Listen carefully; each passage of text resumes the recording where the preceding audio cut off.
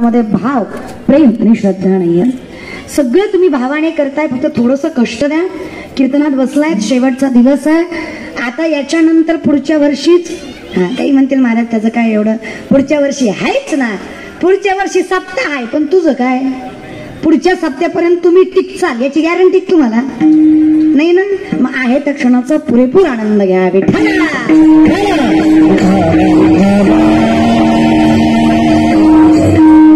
एवढं बोलून सुद्धा 10-15 जण टाळ्या वाजवितच नाही. आता त्यांचं न वाजवायचं कारण वेगळं आहे बरं का. ते कीर्तन झालं शेजारच्याला म्हणणार एवढी पोरगी बोंबलत होती पण पट्ट्यानं ऐकलंच नाही. तुम्ही म्हणजे कशासोबत खाता मला सांगा बरं ऍटिट्यूड. तुम्हाला काय वाटतं तुम्ही मला फसवताय? अरे मायबाप आहोत तुम्ही फसताय. माणूस एसटीत चढला, खाली उतरला, मोठ्या मोठ्याने हसायला लागला. शेजारच्याने विचारलं काय झालं रे हसायला? म्हणला कंडक्टरला फसवलं. तर म्हणला कस काय? म्हणलं तिकीट काढलं गेलाच नाही. कळलं तरच कळलं नाही. तुम्ही सांगा याच्यात कंडक्टरच्या बापाचं काय गेलं, मग कुणाचं गेलं? स्वतःच गंडलोय हे तर स्वतःलाच कळत नसेल. तुकारामाने ऐसी बुद्धी ज्याची जरा त्याहून दगड. शास्त्राच्या नियमानुसार सापेक्ष आणि निरपेक्ष ज्ञानी असे ज्ञानाचे प्रकार आहेत. काही लोक ज्ञानी असतात, काही लोक अज्ञानी असतात. काही लोक ज्ञानीयातले ज्ञानी असतात, काही लोक अज्ञानातले अज्ञानी असतात. काही लोक ज्ञानीयातले अज्ञानी असतात, काही लोक अज्ञानातले ज्ञानी असतात. तुम्ही आम्ही अज्ञानातले अज्ञानी आहे. सांगून सुद्धा ज्या मूर्खाला कळत नाही त्याला अज्ञानी म्हणावं, सांगून ज्याला कळतं त्याला ज्ञानी म्हणावं. काही माणसं ज्ञानीयातले ज्ञानी आहेत. माझे माऊली ते चालते ज्ञानाचे प्रतिबिंब. माझे ज्ञानोबराय म्हणजे साक्षात ज्ञानाने घेतलेला अवतार. ज्ञानोबराय म्हणजे ज्ञानाला फुटलेली वाचा. ज्ञानोबराय म्हणजे ओतप्रोत असणारं ज्ञान. ज्ञानोबराय म्हणजे ज्यांचं ज्ञान ते जन्माला यायच्या आधीच जन्माला आलं.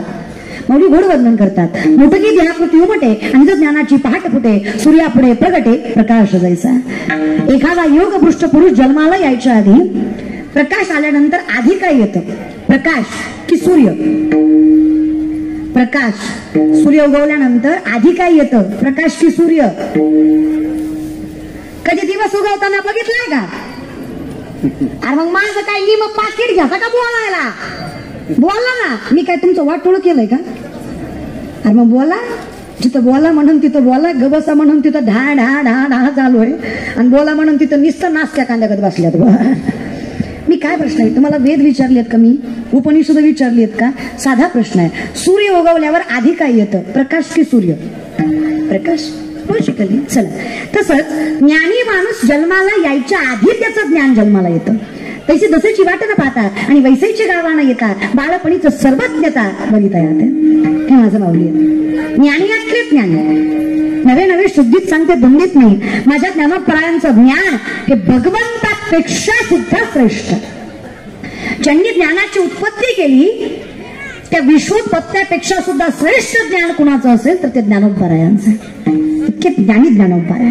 17व्या अध्यायामध्ये गीतेच्या असं नाही की त्यांना कुठल्या प्रकारचं ज्ञान नाही. दान, धर्म, व्रत, वैकल्य, उपासना, भक्ती, श्रद्धा, भाव, नव्हे नव्हे तर आजन्म ब्रह्मचर्य पळणारे ज्ञानोपराय संसाराचं सुद्धा परिपूर्ण ज्ञान समजून सांगतात.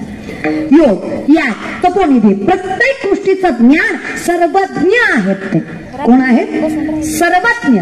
मग त्याच्यामध्ये 17व्या अध्यायामध्ये गीतेच्या सात्विक दानाची व्याख्या भगवंताने अर्जुनाला सांगितली. जे दान देशकाल पात्र पाहून दिलं जातं, कुठलंही उपकार न ठेवता दिलं जातं. अर्जुना अहदानम सात्विकम श्रुतम असं अर्जुनाला भगवंत सांगतायत. ज्ञानोपराय भगवंताला सांगतात देवा चुकला असतो. सात्विक दानाची व्याख्या तू सांगितली, पण जे दान द्यायचं ते मिळवायचं कसं हे नाही सांगितलं. आम्ही काय करतो? खून करतो, दान करतो. जमतं का? शास्त्राच्या भाषेत अन्याय पार्जितम धन चालत नाही. मग जरी स्वधर्मात होते जे जे मिळे आपण याते तिथे दिजे बहुते सन्मान योगे. जे मिळवायचं ते स्वधर्माने मिळवा, आणि जे द्यायचंय ते उपकार न ठेवता सन्मानानं द्या. उपास भावनेनं देऊ नका. तुम्ही आम्ही दानही केलं माऊली, असं नाही की केलं नाहीये, पण तुम्ही आम्ही केलं कमी, बोंबललो जास्त. खरंय का खोटे? कोरोनाच्या काळात किलोभरच तांदूळ दिला, पण आता फेसबुक जाम केला. दिला कसं नाही तुम्ही? करोड रुपयाचा बंगला बांधला आणि बंगल्यावर नाव टाकलो मातृ पितृ छाया. आम्हाला वाटलं फारच आई बापाची सेवा करतो काय की.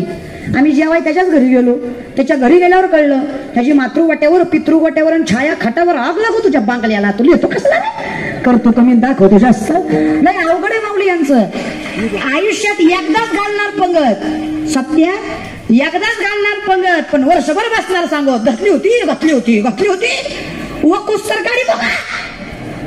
या हाताने केलेलं दान या हाताला सन्मानाने द्या, नाहीतर दिलं तरी फायदा होणार.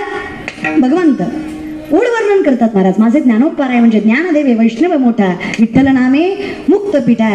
पण ते ज्ञानोपाराय सुद्धा सांगतात, एवढा जरी मी परिपूर्ण असलो